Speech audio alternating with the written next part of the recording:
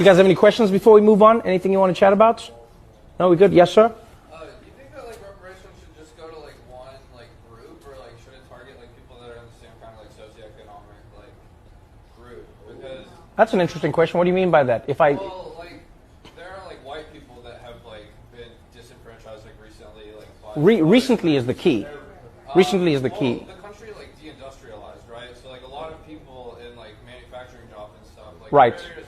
But so to your question, I think you have to understand what the word reparations means first. So reparations, you are repairing something that you have broken. You are paying for something that you were supposed to pay for.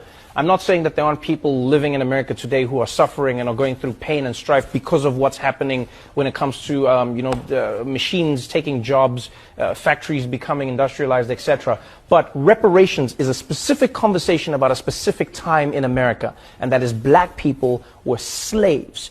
You know what I mean? I've even heard people say like, oh, but there were some of the Irish who were indentured. Like, yeah, slavery. Look at the numbers, look at the time, look at the level of work. You could not work toward your freedom. For most black people in America, this was a time when you lived and died as a slave. And so that's what reparations is about. And so I hear what you're saying, but I think that's a completely separate conversation that needs to be had about the now. Because if you are not careful, what you then do is you combine everybody's suffering into the same bowl, and you make it seem like all injustices have the same weighting, and they don't. Just like crimes. You know, theft isn't the same as murder. We don't try them the same way. And as much as there is a white person who's suffering today, I feel for anybody who's suffering, because I know what it's like to be poor. I know what it's like to suffer. I didn't come from a wealthy family. We struggled when I was growing up. But I also understand that there are levels of that suffering. You know, and so sometimes white people, it does block a white person, because you go white privilege, and the person goes, I'm poor and I'm white. Where's the privilege? You know, white people are like, I wish I could activate my white privilege. I wish I could do it right now. White privilege, give me something. I get that. I get that. Trust me, I get it.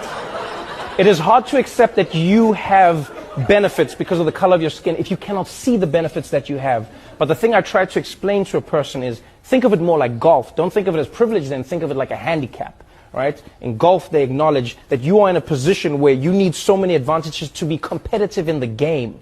Right? So what they say is you have a handicap of 15, so that means like you're going to be hitting from this tee and you get more chances to get the ball in, because we understand the position you're in. And if you're a black person in America, from slavery, from day one, the number of injustices that have held black people back in America amount to an insurmountable, like you look at black people's freedom, you look at black people's land, just land alone.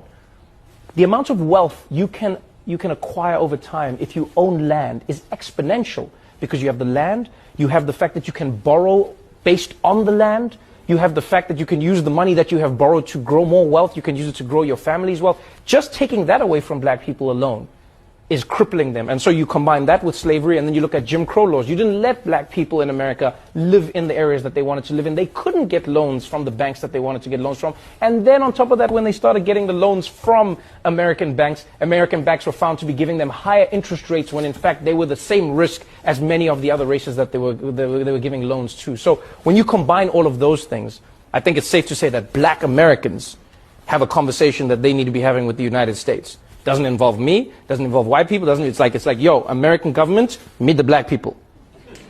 That's it. Have that conversation.